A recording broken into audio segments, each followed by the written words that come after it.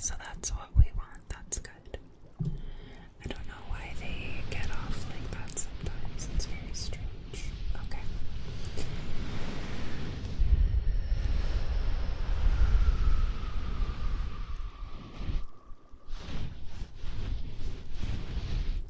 So you're feeling better? No. I'm so glad to hear that. How are all the fur babies doing?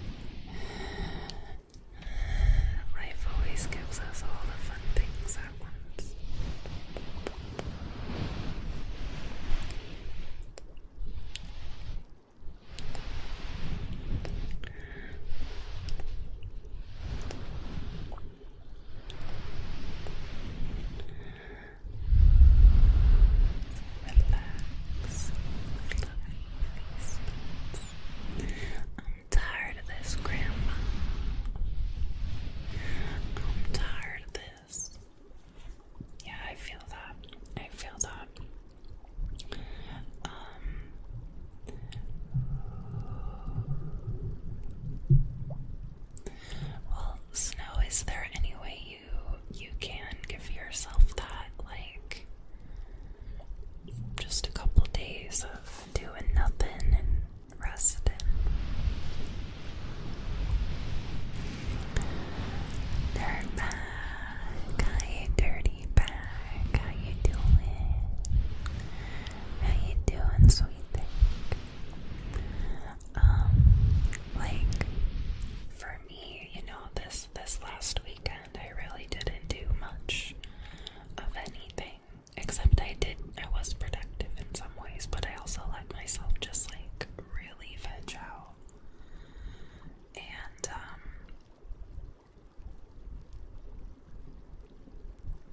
gosh, I just feel so much better. Sometimes that's what your body needs, just to do nothing. So maybe you should give yourself that gift.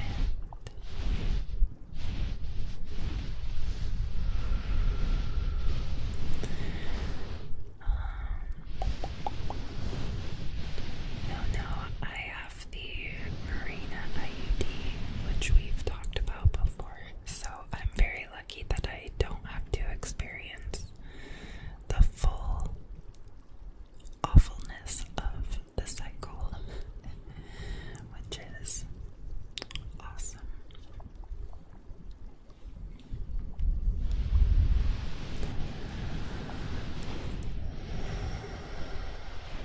Oh yeah, babe, you probably pushed yourself too hard, you know.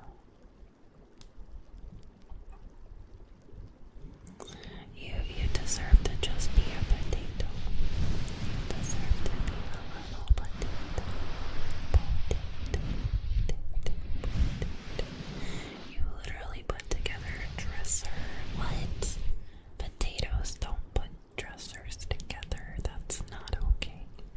That's too much. No, that's too much. It's potato time for you. Potato time. Potato time. Speaking of potato time,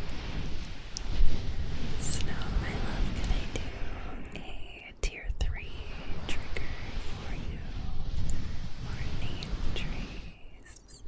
Or whatever would help you just relax into cozy potato mode.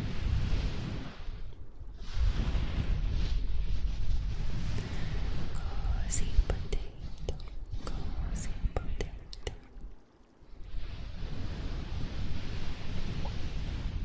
Oh yeah, no, the IUD.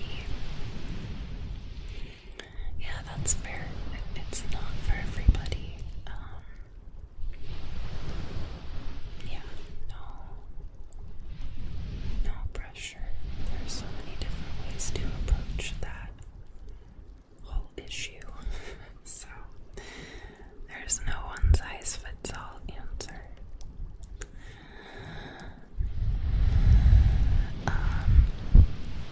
Well, I'm feeling very proud of myself because I finished brush trays. Yeah, well, these are good, right?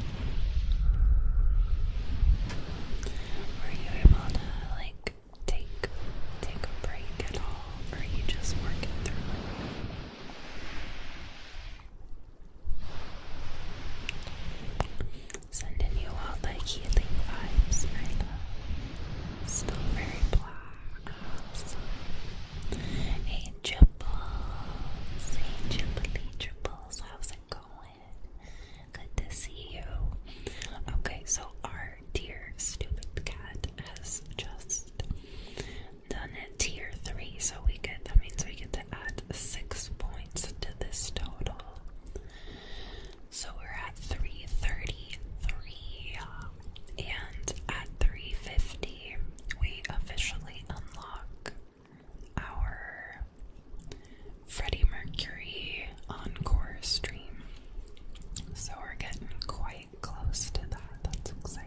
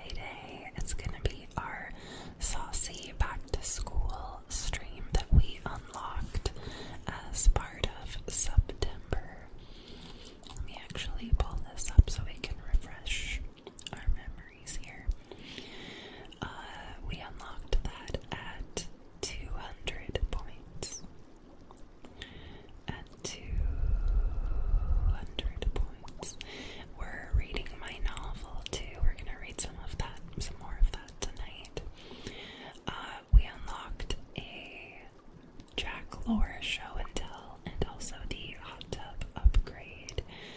And yeah, we are working on that 350 point goal that will unlock a Freddie Mercury encore stream, which is gonna be a Freddie Mercury cosplay singing stream, which I did once before a couple years ago, and it was really fun and kind of a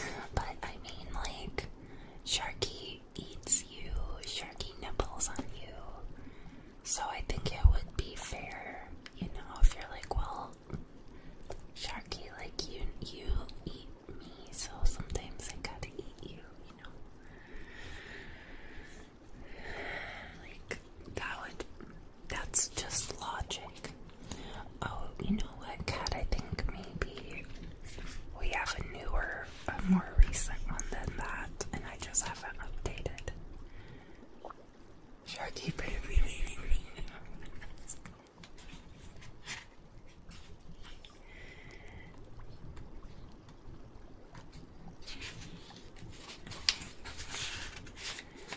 Then I'm gonna say mission accomplished.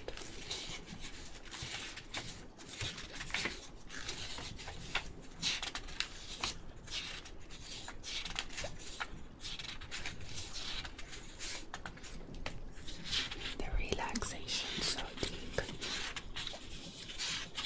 You might be on LSD.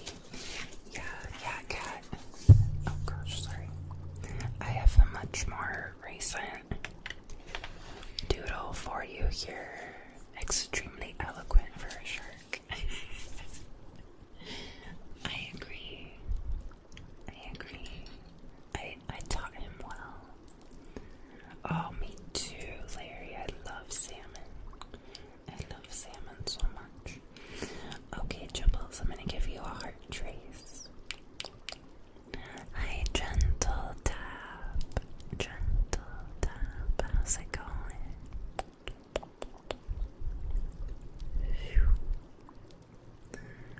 There we go. Chips.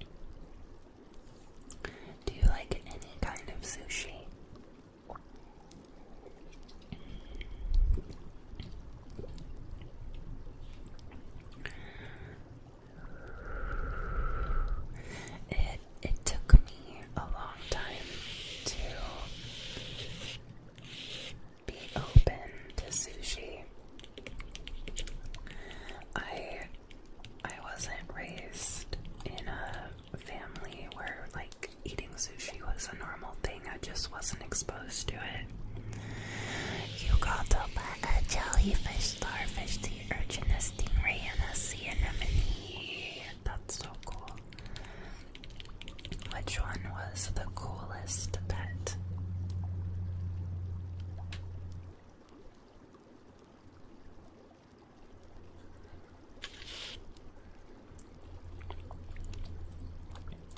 Yeah, Lair, I think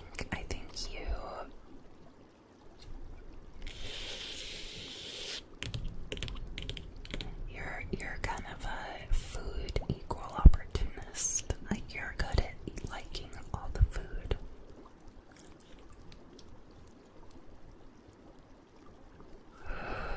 Yawns. Oh wow. Yeah, it wasn't until I think the first time I ever really had sushi, I was in high school. And it was more like in my young adulthood that I was eating it like regularly enough to develop like an appreciation for it. I still don't eat it all that often, and I have to be like in the mood for it. But I do enjoy it when I'm in the right mood.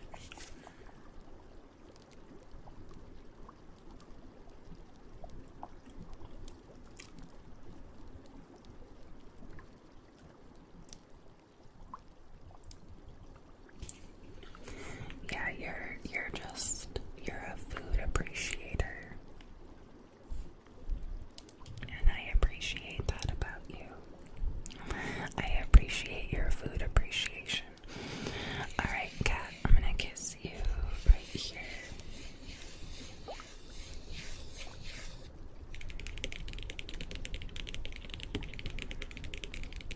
What about Vegemite? The best sushi is the sushi with good company. Well, that's true. I would agree with that. I think you could say that about any kind of food, though.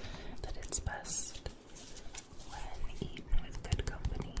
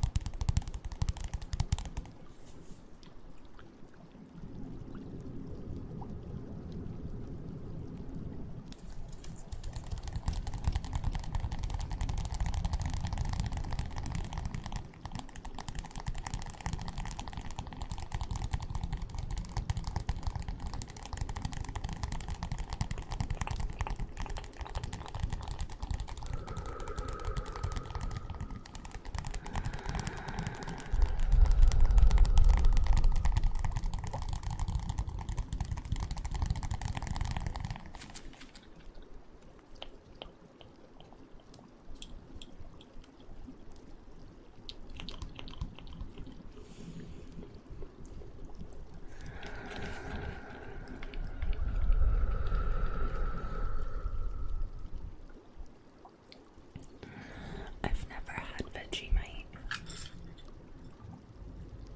I don't.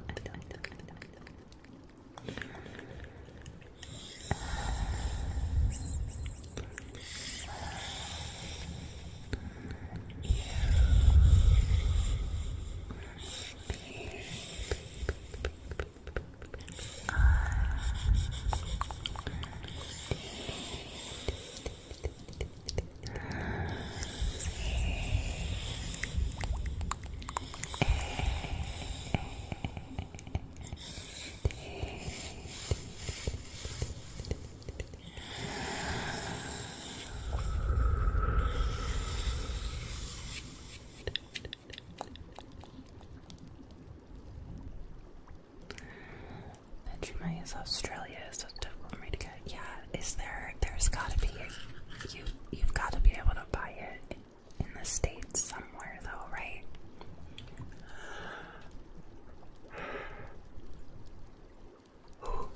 Wow, many yawns. My sleep schedule is still very thrown off. How's the novel coming along? Oh, that's okay.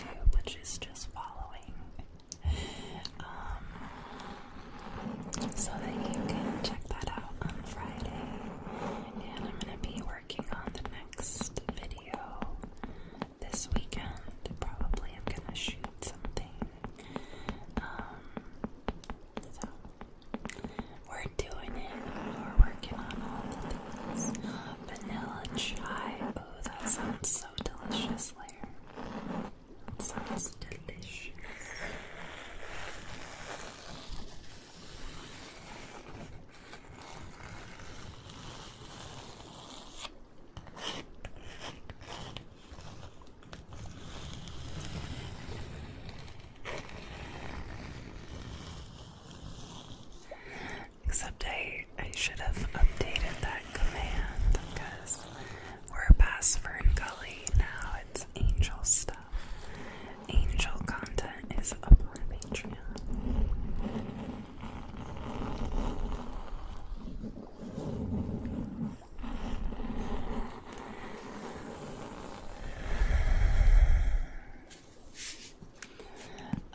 Yeah, but it is pretty saucy over there. Oh gosh. We got some good pin-ups going. And I'm gonna post more of those tomorrow. And a couple more sets.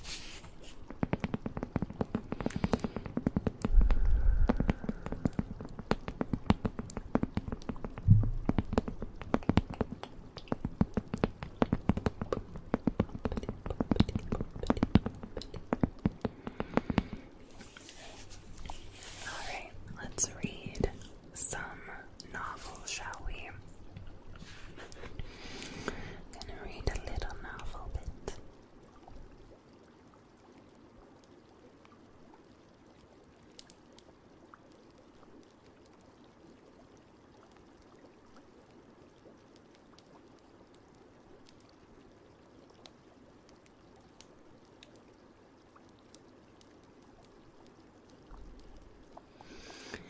It is.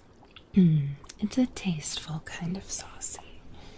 Yeah, I always try to stay on the tasteful, elegant side of things.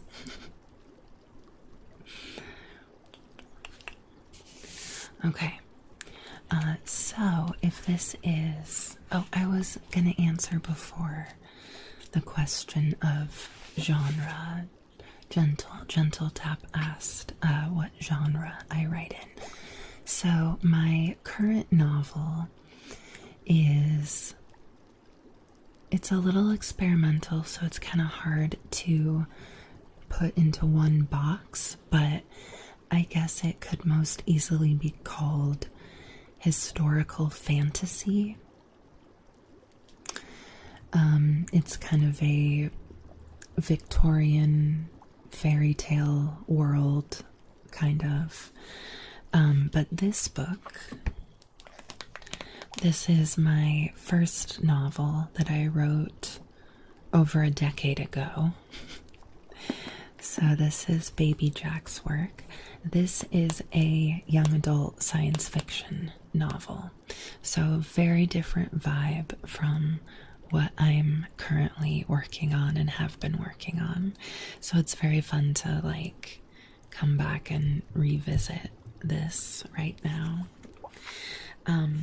So this book is called Sideways into Chaos. And I'll just kind of summarize what we've read so far for anyone who like didn't hear the first bits. So we've been introduced to a couple characters. The first section, we have a couple different POVs, perspectives that we are, right? I know, I love good sci-fi.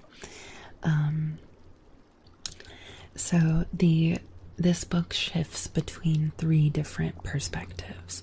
And the first one that the book opened with was kind of a robotic, emotionless voice that was watching this young girl be captured and interrogated in this like very far future dystopian setting. We were told that the universe was close to ending. There was like a countdown, like a clock counting down to the end of the universe. And this young woman who was referred to as the fugitive was captured by this authority figure and interrogated and put into this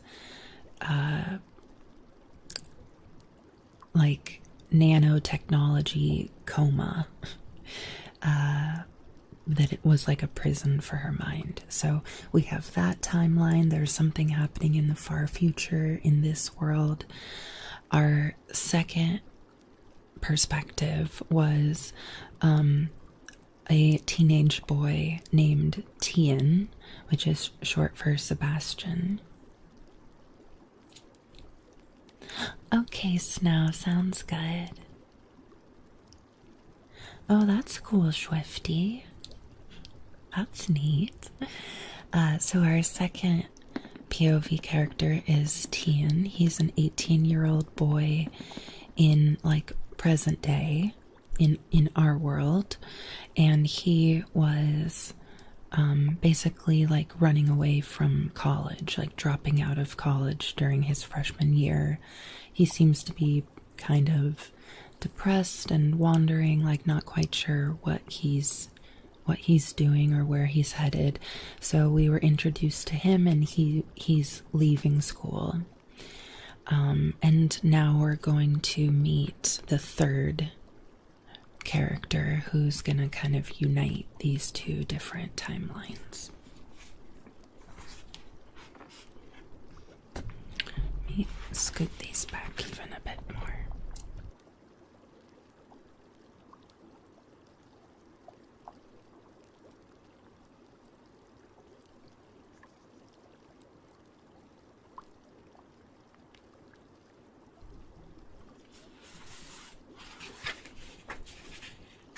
Okay.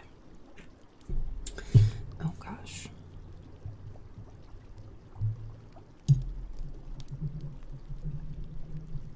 I like to be able to see kind of the top of the book.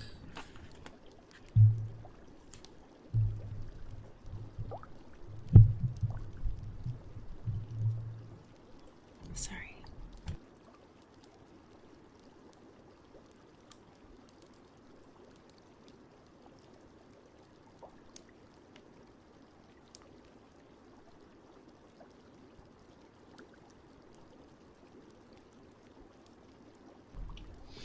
Okay, here we go. That's better. So this perspective is called just her.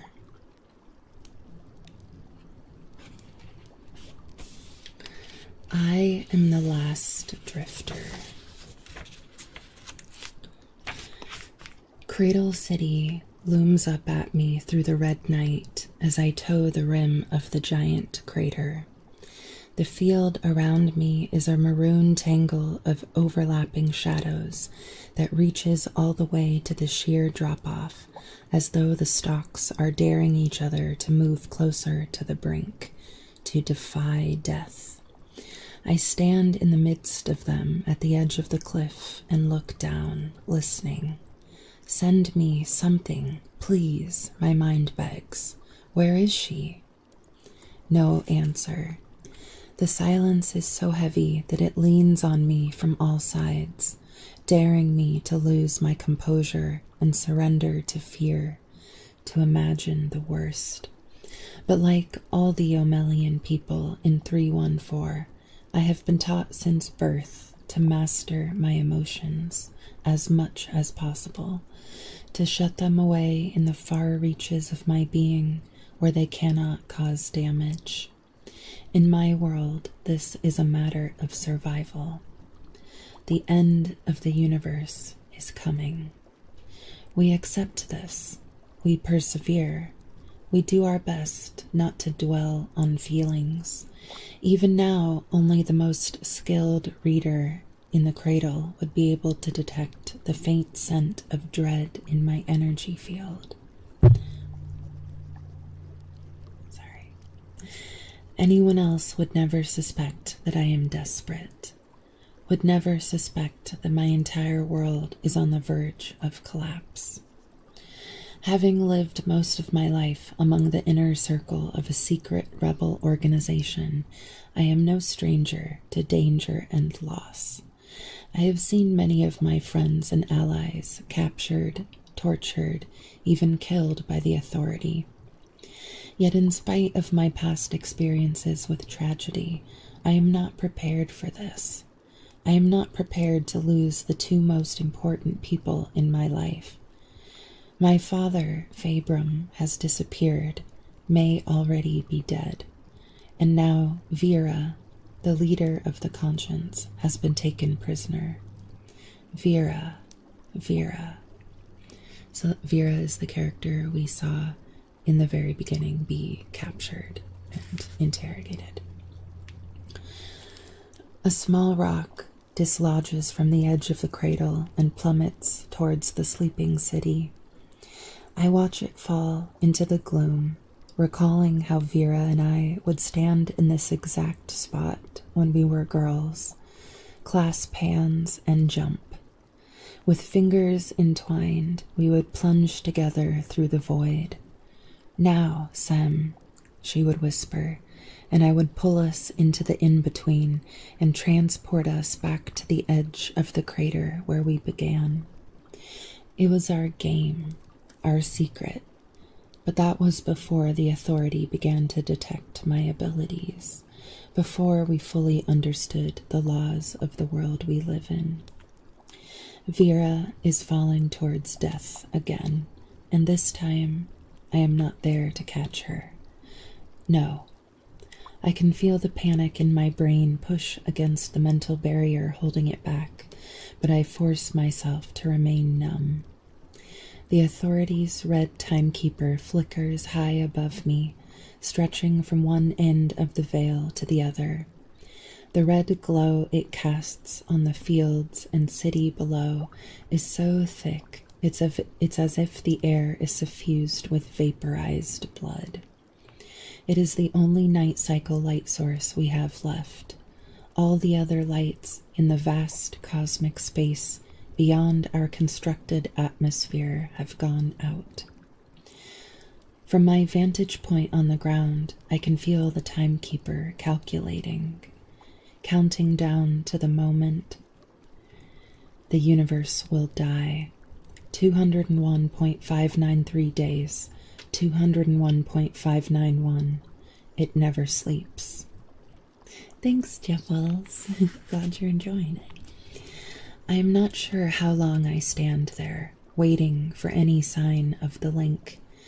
My body tenses, and even though I am not technically using my eyes to see the way I want to, I let them narrow on a circular black building nestled in the center of the city. For this task, I am using a different kind of seeing, and I see nothing. Not the faint lurking wavelengths of the city sectors and their inhabitants far below me. Or nothing but the faint lurking wavelengths of the city sectors and their inhabitants far below me.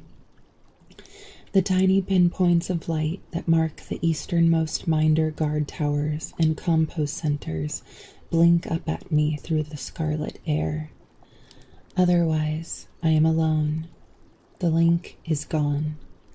Behind me, the secret wall in my mind. Behind the secret wall in my mind, I am terrified of what this means. I spin around and dart down the access path that cuts through the forest of stalks. After a stretch of running, I veer away from it and carve a trail through another section of field until I arrive in a small clearing where a familiar dome-shaped building stands. Long ago, it was an abandoned livestock pod. Now it is the headquarters, the place I have spent the majority of my waking hours. I take the passageway inside and am ushered underground into the softly lit chamber that serves as our main atrium. When I enter, I see that Ori has settled himself on one of his perches near the apex of the ceiling. His head snaps upright at the sound of my feet. It's time, I tell him. Vera needs us. The sleek tips of his black and purple wings shift against his body. I'm ready, he answers. Standing across the room at the window console is a man named Wraith, whom I have known since I was a child. He is the constant within our circle, the caretaker of the conscience. He turns to me with his arms folded behind his back. His straight gray hair just touches the tops of his shoulders. Anything, he asks, through a facade of calm that reflects my own. No, I can't sense her at all. She must already be in Oasis. Oasis is the coma state that they put her in. We saw them put her, inject her with these nanobots that take over her brain and put her into this coma state called Oasis. I scarcely look at him as I move around the room. My brain occupies itself with the details, letting my hands find the objects I will need. The vibe blade Faber made for me, my data cube, a small collection of nutrient powder, and tucking them into the utility strap across my chest. Thanks, Lair. Allowing the scope of my thoughts to expand any wider than this is dangerous. It is not productive to worry about what will happen, I tell myself. It is not productive to be afraid. The only thing that matters now is finding a mirror who can save Vera. The conscience needs its leader back, and so do I. When I turn to stand in front of Wraith again, Ori drifts down from his perch and lands on my shoulder with the practiced grace of a shadow. You'll have to move quickly, Wraith advises me. Gantley could send a specter after you. The farther back I go, the harder I'll be to follow. There should be enough time. Wraith reaches out and touches my arm. Good luck, Semper, he says. May your purpose save you. I nod at him. May it save us all. And then, with a subtle swish of the surrounding air, Ori and I disappear. For a long time, I am in the in-between. The pressure of space-time builds as I drift further and further away, surpassing my prior record by a factor of 1,000, and then 1,000,000, and then 100 million. I am rocketing through a tube of light that becomes brighter and more constricting with each regressing moment. The in-between morphs around me, becomes unrecognizable. Trust the link, I tell myself. It knows where to go. When I step into existence again, it is on foreign ground. I arrive dizzy, with eyes closed and throbbing skull. The first thing my mind registers is how light and weightless the grid feels here. A welcome change after the pressurized vacuum of the in-between. It is also loud. Waves of sound and motion crash into me from every side. I can feel the tremors of many footsteps, large contraptions growling past, making a terrible screeching noise, and a radiation coming from up above, an overpowering amount of warmth and radiation that is unmatched by anything in my world. It is a star, I think. There is a star in the sky. I learned all about stars from the Authority archives when I was a young girl. Immense, self-sustaining spheres of burning gas that served as the engines and lanterns of the old universe. I learned about natural gravity and the process by which star systems developed satellites and planets, some of which could harbor life. But no amount of learning could have prepared me for this. This is what starlight feels like. This is what the old universe feels like. I do not move. I do not open my eyes. The star's radiation envelops me, and I drink it in, awestruck. That's when I notice the voices, shocked voices pointed at me. Ori's talons clamp defensively around my shoulder just as my muscles tighten. I blink my eyes open to a world that is far brighter and far more colorful than I had anticipated. A group of bizarrely dressed beings surrounds me in a half circle, gaping at me as though I might attack them at any moment. Many of their hands and heads are covered in garish colors, and when they breathe, tiny white clouds of vapor appear in front of their mouths. One of them, who I identify as female, has fallen down and spilled her belongings all over the ground. A man with thin rectangles over his eyes edges up to me and utters something in a language I don't understand, but I know it's a question. Who are you? What are you? His fearful eyes ask, darting back and forth between my face and Ori. I nod an apology at the woman on the ground. I'm sorry, I think, although in truth I am relieved. Given the unfathomable number of scenarios I could have found myself stepping into, this one is nothing short of ideal. There is oxygen in the air and a star in the sky and a civilization of beings who seem to be docile. I sprint away in the opposite direction as Ori lifts away from my shoulder to glide above me. The full effect of this world surges into my tired brain. A torrent of colors and sounds and frequencies. There are buildings that dwarf those in Cradle City, jutting up from the ground everywhere I look. The star is a blinding ball of white light in a sky so blue it reminds me of my father's eyes, only more extreme. Everything on the ground is coated in heaps of white that reflect the star's illumination back at me. The growling contraptions streaming by are spewing something into the air. I can feel the griminess of it on my skin and seeping into my body as I run, and I wonder how these beings can tolerate breathing in such air.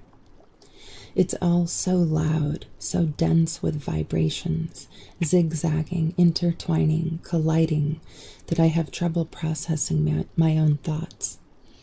I close my eyes, trying to flush out all the noise, and immediately sense the impact coming, but not in time to avoid it. One of the growling contraptions barrels into me from the side and throws me backward into the air. My reflexes take over, and I manage to land on my feet unharmed. Another flock of prying gazes is upon me in an instant, dozens of them digging into me from all directions. They peer out at me from the river of contraptions, from entryways in the faces of nearby structures, along the crowded pathways. They want to know who I am, how I am still standing, and why I look so strange. Some of them even want to know if I am dangerous. The man inside the contraption that just ran into me steps out of it and stumbles up to me. I'm so sorry, I didn't even see you. Are you all right? How did you... I don't understand the sounds he is making, but I can feel his mind buzzing with guilt and anxiety and shock. He reaches out and tries to touch me, but I flinch and leap away. I do not like being the center of attention. In fact, my instincts tell me to avoid it, just as I would a minder's plasma gun pointed straight at my heart, because being looked at means being vulnerable. So I dart past the man and start running again. I run past fat beings and beings wearing pointy shoes and beings conversing with no one and beings guiding ugly furry creatures that shout at me.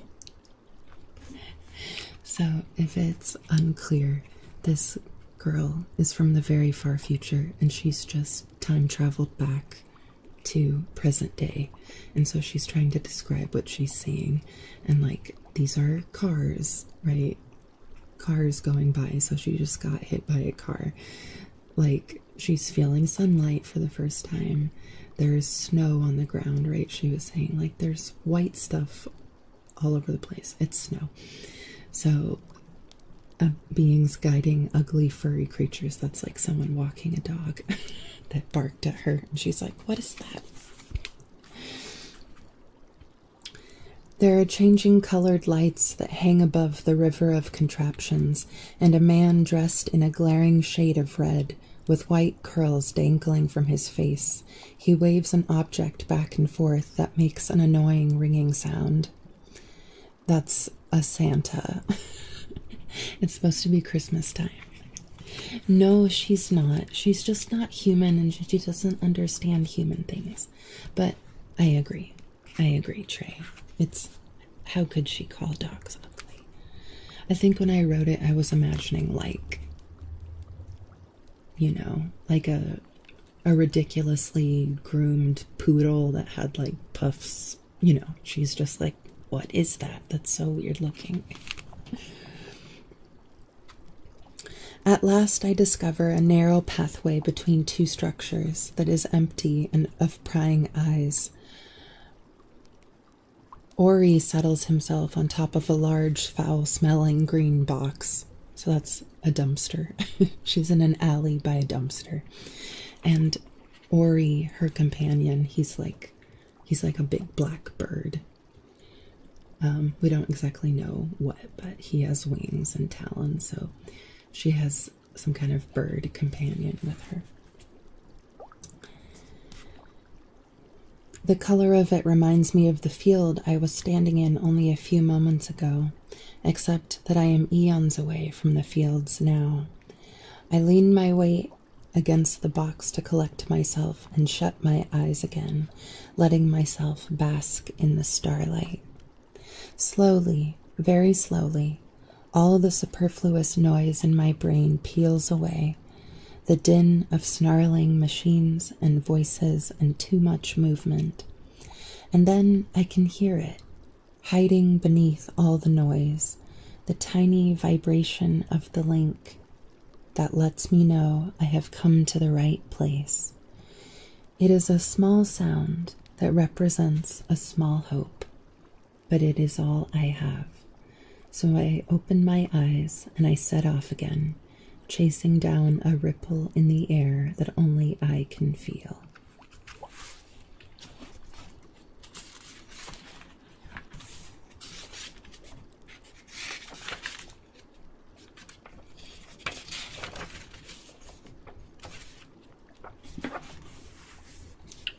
Shall we keep going? We'll read a little bit more. I want to like connect these two characters and then it'll be like, oh, okay, that's where we're going. Vitor 1988. Hello there. Welcome, friend. Joe, thanks for the hydrate.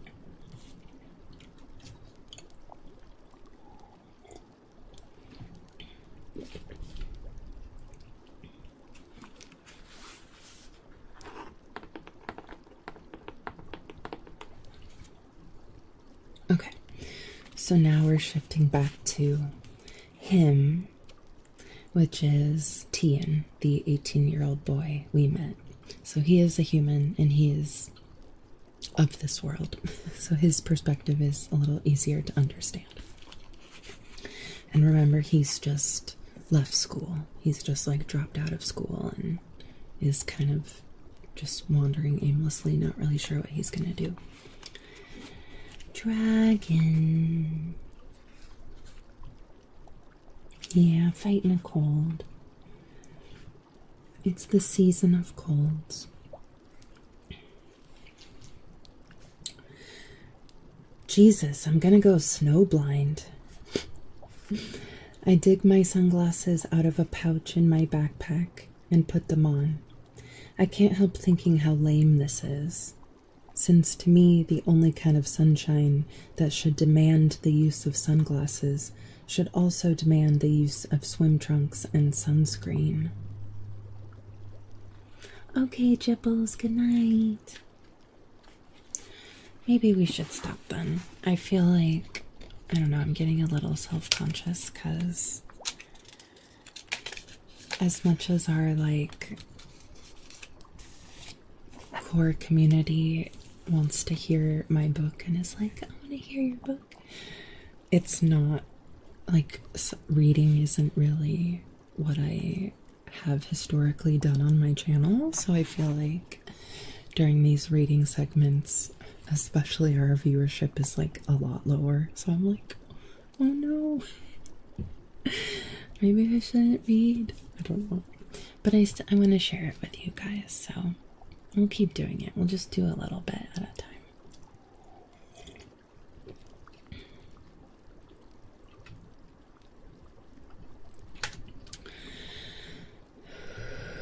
Hey, Bara, how are you? Oh, no, I know. It wasn't because of you, Dribbles. It's more like just the number. Like, we only have about 30 folks, which usually our viewership is higher during like normal ASMR. So I'm just like, you know. That's okay, CD. You're not late. You're right on time.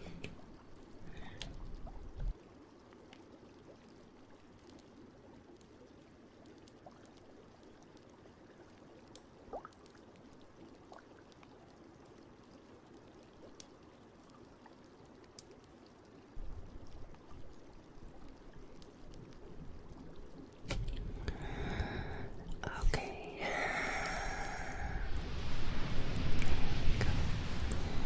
Back to our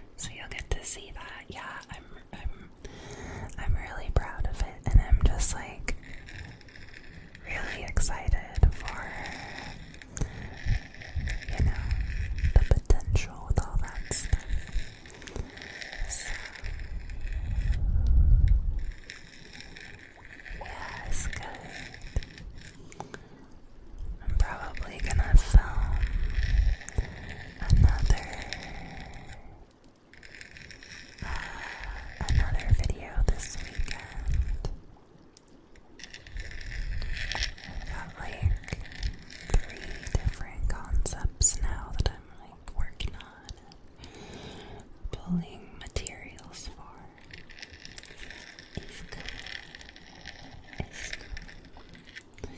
And we are at 84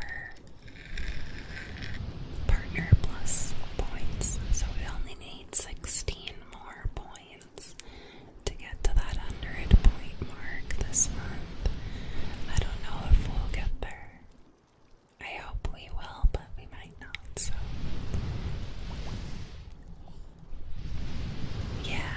Yeah, I know. It just takes a little practice and figuring out the workflow.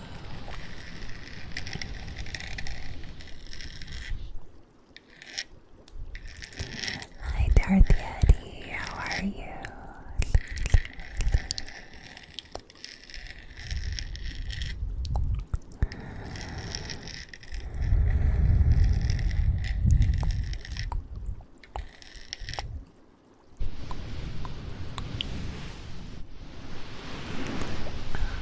Yeah, and it turned out really well.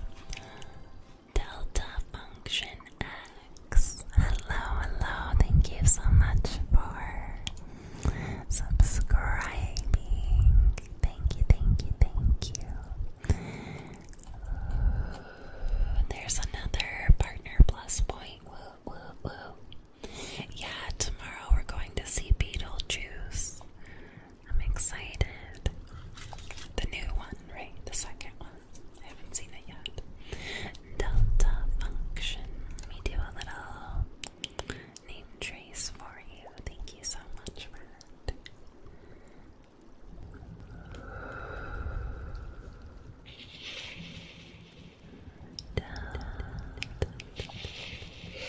D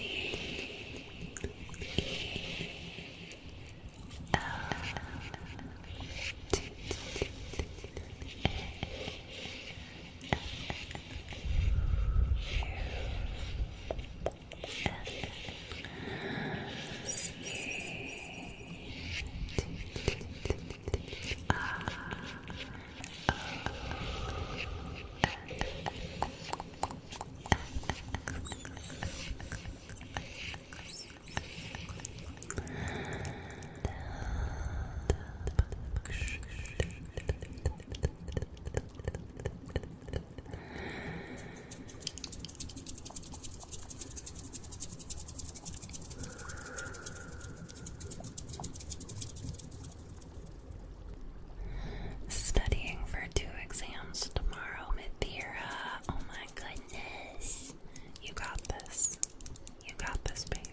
Believe in you. Big Frankie 209. Welcome in. Thank you for the bug. Thank you. Welcome to the cuddle.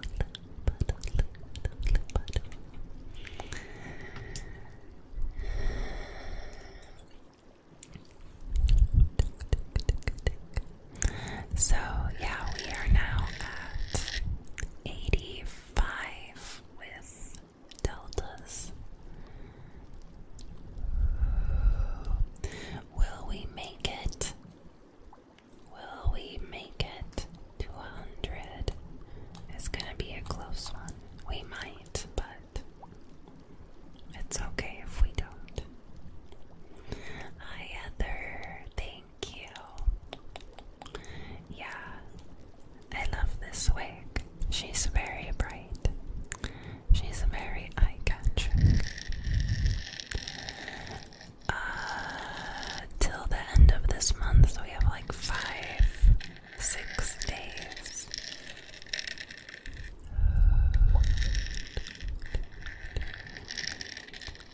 Like 5 or 6 days.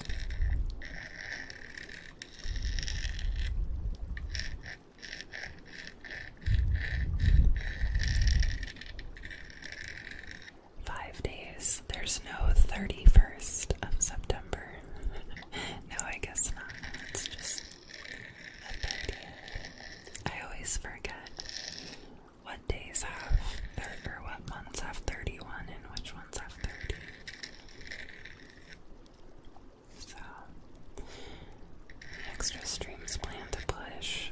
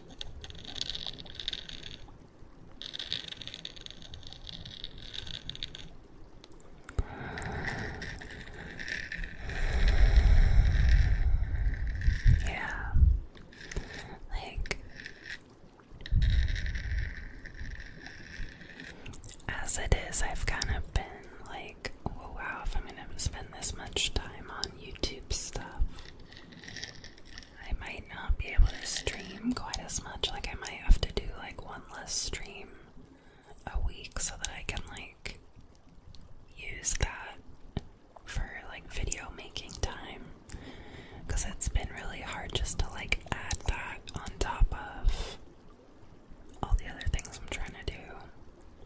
But I don't know. Yeah, I'll figure it out. Like ideally I want to still be able to do all the things, but you know, still like leaving time to write and all that jazz.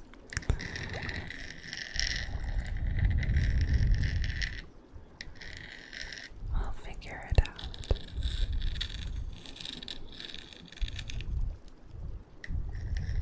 Right, I know. There just needs to be more hours in the day. Needs to be more hours in the day.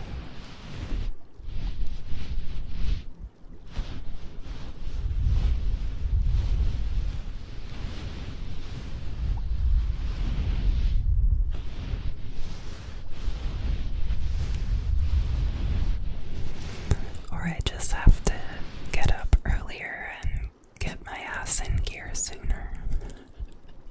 You know, that could be a solution too. That could be a solution too. It's just hard. I'm not good at being super productive at 8 a.m.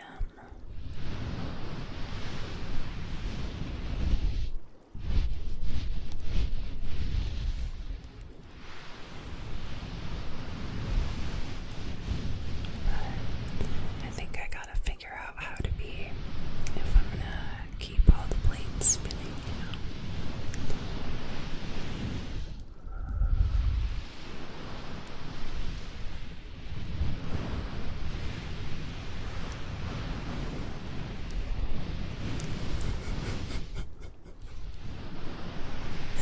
Oh yeah, is that what happens? What time do you usually get up? Yeah, I know I will. I know. I think I'm just feeling a little discouraged about it right now, because like, no, it's hard to do all the things at once, and I'm like, is pursuing YouTube stuff gonna make me lose my momentum with like Twitch streaming? You know? And and writing, like it's so hard to, like I haven't written really in a couple weeks, so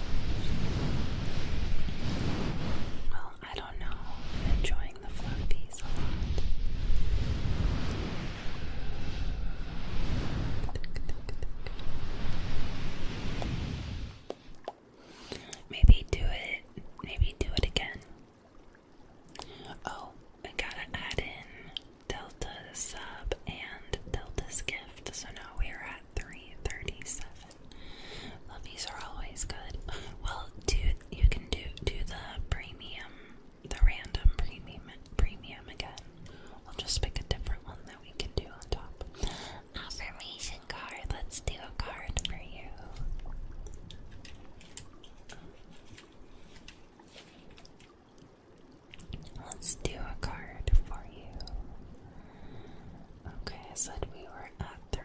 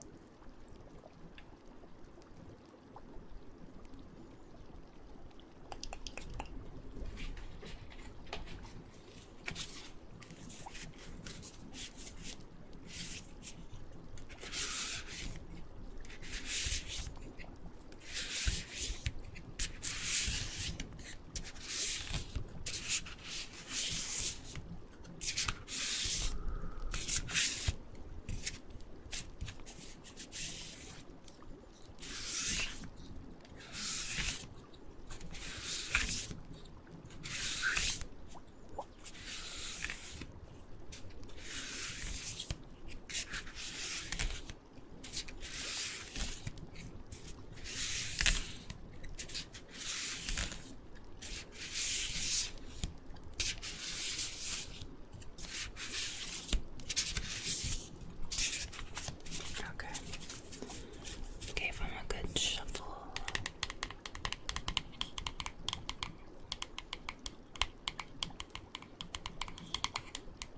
I'll just pull the top one.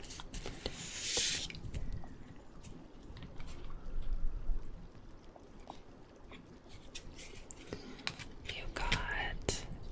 Oh wait, this is backwards. But it says, seeing both sides. Here, let me jump into the overhead. I can show you.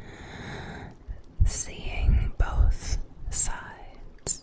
We got a pretty hammerhead shark. Couple of pretty hammerhead sharks. And it reads, take a step back and try looking at this from a different perspective. Take a step back and try looking at this from a different perspective. Always good advice, I guess.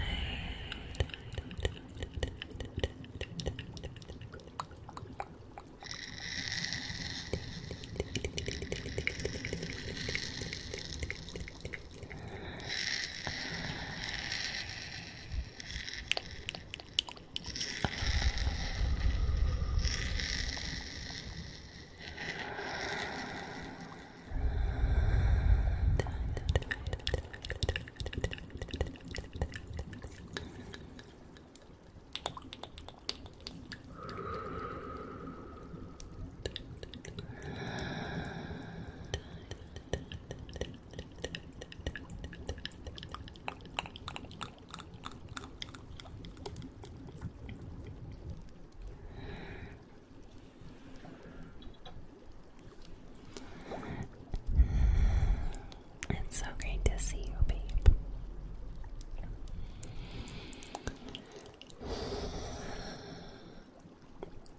And thank you again. Let's do some ear nuzzles. We haven't gotten to do ear nuzzles for a little bit. So, oh, look, there's the wig. That's this wig. Beetlejuice. It's Cedar Warfi. Hello, hello, welcome back.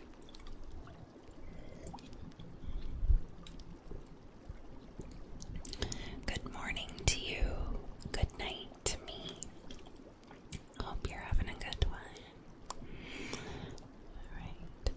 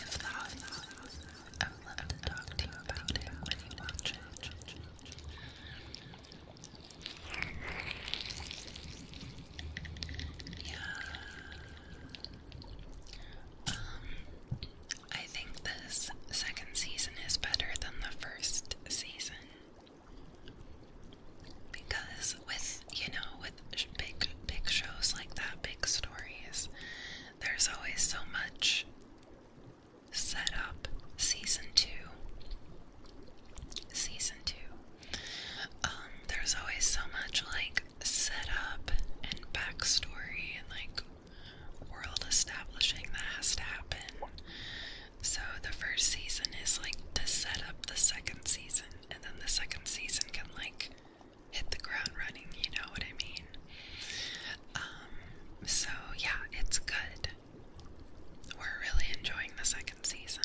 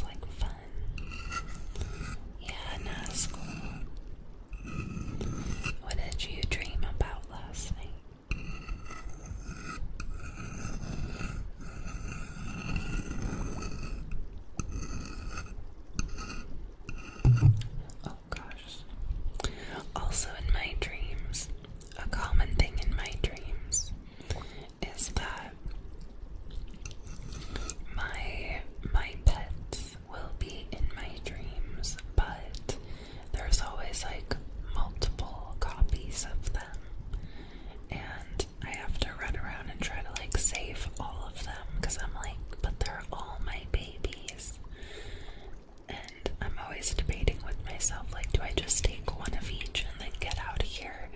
No, I can't do that because they're all my babies. You dreamt about camping in the woods. It was very pretty if any else goes by the fire. That sounds delightful.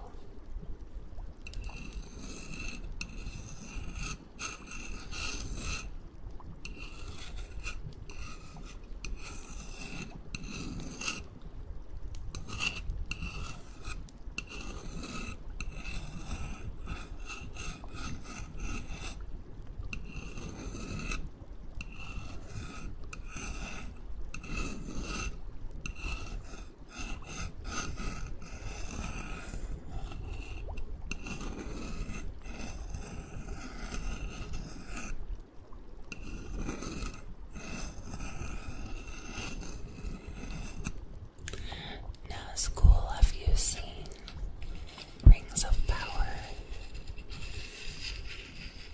Have you seen Rings of Power? Since your name is a Lord of the Rings name. Lene, thank you for the follow. Welcome in. Hey, Glitter. Glitter, glitter, glitter. How are you? Good to see you.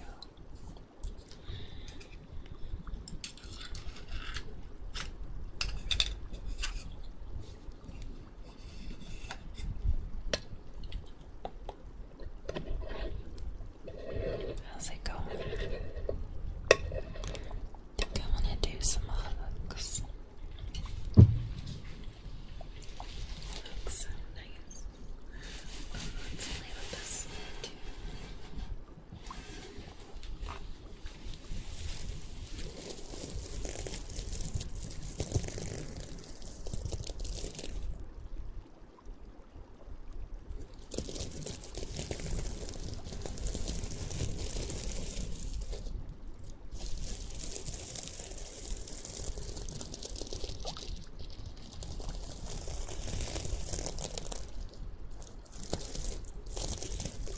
I haven't been on a camping trip in quite a while.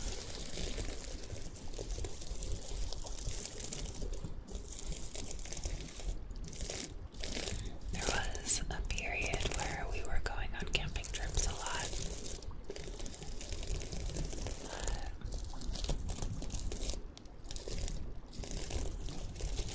I haven't done as much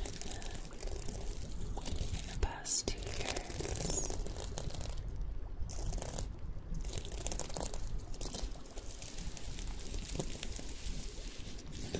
My partner just got back from a camping trip though. It was a backpacking trip, and I'm just more of a bougie. Like I need to have a bed and a toilet. Like I don't want to sleep on the ground. I'm an indoor lady.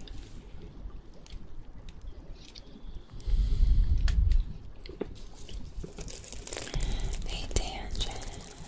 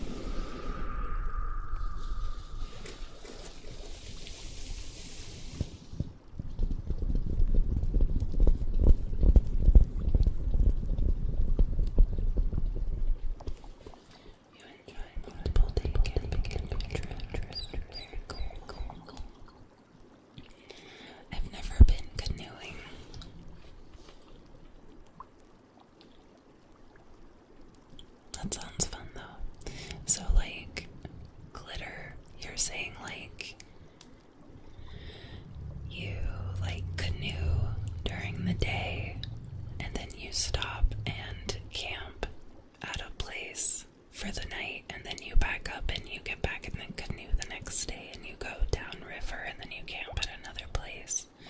Like that? Or do you mean like camping at the same place and just kind of casually like canoeing for a couple days? Or are you talking like hardcore, like we canoe 15 miles and then we camp, and then we canoe 10 miles and then we camp? Or like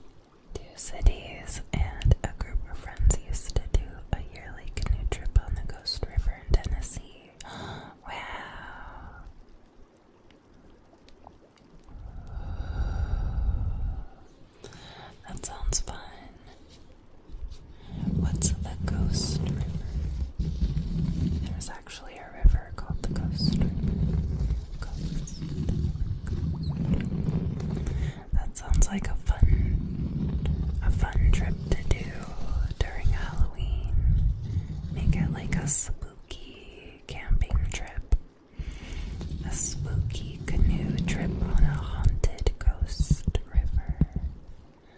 Haunted ghost river. Haunted ghost river. Haunted ghost river.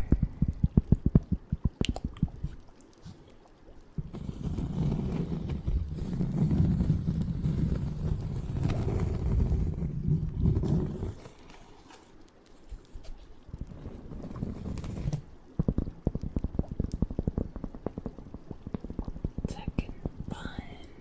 Heckin' fun. Heckin' fun.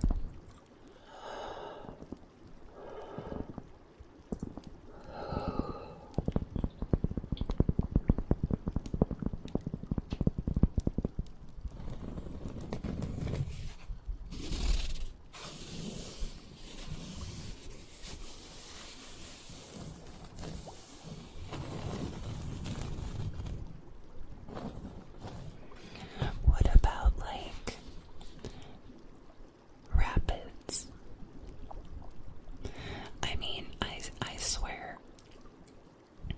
swear in this stream, I forget what our moderation settings are at and like what it allows. You could try. You could just try to curse and see what happens. It's the Wolf River through the Ghost River section. It's a Cypress River section. Moss on the trees. Ah, cool. That sounds so pretty. So a sprinkle to flavor the dish. Just don't dump the whole damn bottle in. Yeah. Yeah, there you go. It's context, you know. It's context, but yeah, we're allowed to have a little adult speak here. I know my settings aren't quite as strict as some others.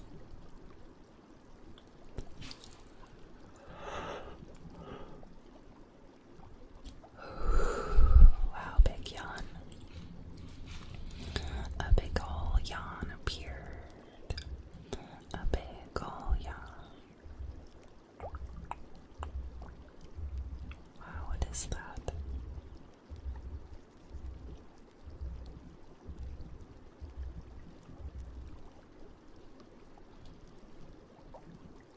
There it stopped.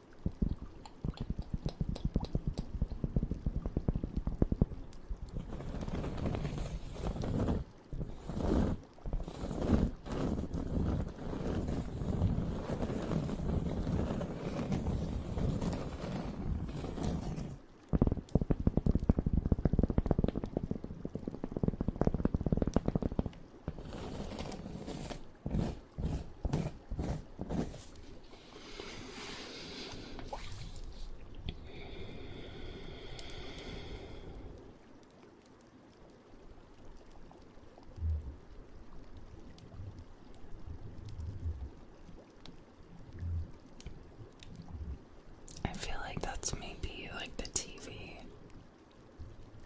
I don't know, like maybe if it has the TV on. Well.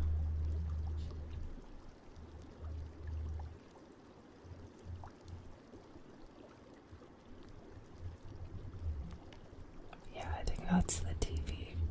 Okay.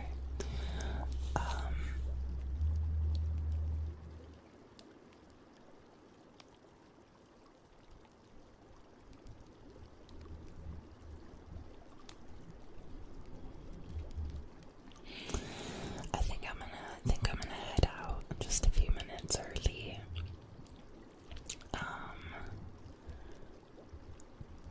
Cause I'm a little meh tonight, but we still did almost 3 hours, so that's good. I might do a redo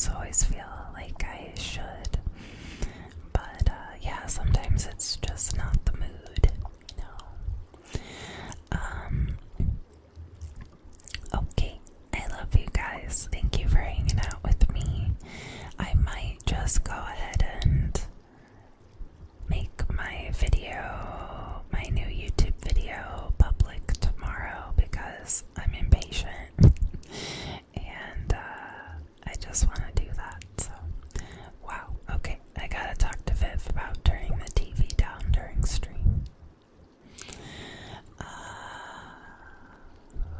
Okay, I love you guys. I'll see you on Friday for some saucy fun, okay?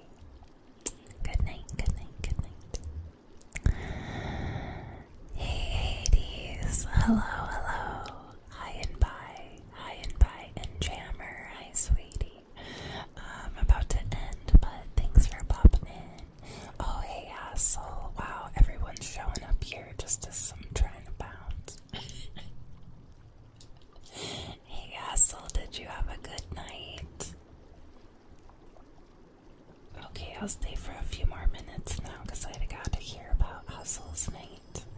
Did you have a good night? Dylan, thank you for the biddies. Thank you for the biddies. How are you?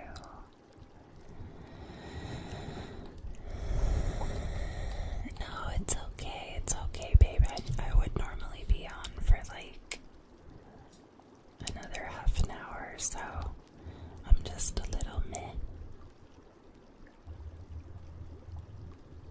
Oh, but it was just thumbs up or thumbs down. Was it good? I hope it was good. But yes, definitely.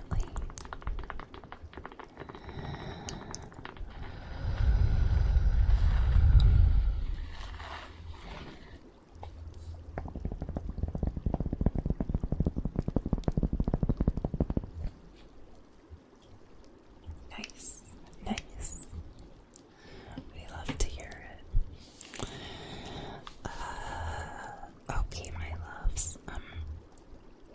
We were just about to be lame and end stream instead of raiding because that's just the mood. My brain is just a little antisocial tonight.